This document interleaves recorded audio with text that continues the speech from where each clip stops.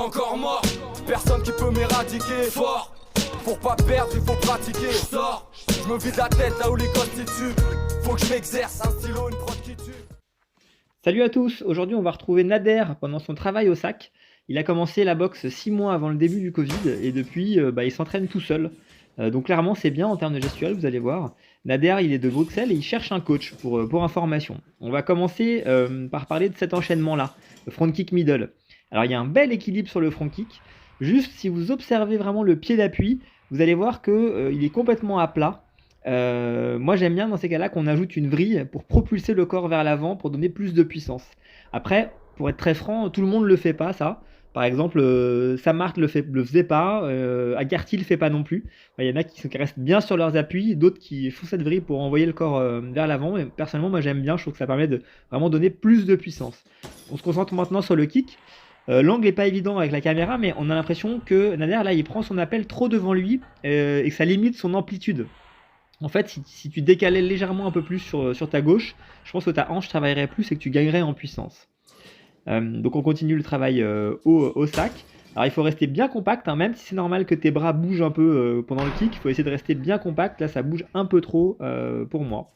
On enchaîne avec cette séquence de genoux. Alors il faut bien piquer le genou et légèrement sortir le talon. Tu vois là ton talon il reste sous ta cuisse. Il ne faut pas hésiter à sortir légèrement le talon, tu dois le voir dépasser sur le côté en fin de mouvement.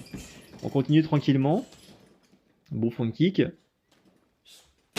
Encore une fois, essaie de ne pas faire de gestes de préparation. Je t'ai vu faire ça tout à l'heure. Tu vois, le petit saut que tu fais avant d'envoyer le middle, là, il est parfaitement inutile. Tu pourrais prendre ton appui et envoyer directement, sans faire ce petit saut-là.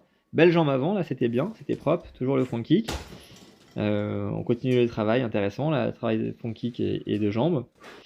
Et là, tu l'as refait, tu vois, cette espèce de petit travail préparatoire avant d'envoyer le middle, c'est un indice pour ton adversaire, il faut vraiment partir de la garde directement. Là, tu fais un travail intéressant de feinte, c'est un peu plus construit que ce que tu faisais tout à l'heure avec ton petit balancier là, de muscle qui était moins pertinent. Là, c'était un peu plus intéressant. Là, l'enchaînement est cool, là. C'est une bonne variation de hauteur. Tu vois, bon front kick. Sur ton front kick jambe arrière, on voit que tu te mets sur la pointe du pied de ta jambe avant. Alors, c'est peut-être parce que tu fais une recherche de hauteur, donc tu te grandis. Mais la vrille dont je parlais, le travail de pointe de pied est présent. Là, tu retombes en gaucher sur ton genou. Alors, c'est bien pour envoyer le coude, mais il faut faire attention, hein, normalement. Faire attention à pas systématiquement retomber en gaucher. Voilà, c'est ça.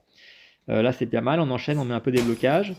Là, tu es un peu trop près, je pense, sur ton middle. Je me demande s'il ne faudrait pas que tu te décales un peu plus encore sur le côté, comme d'habitude.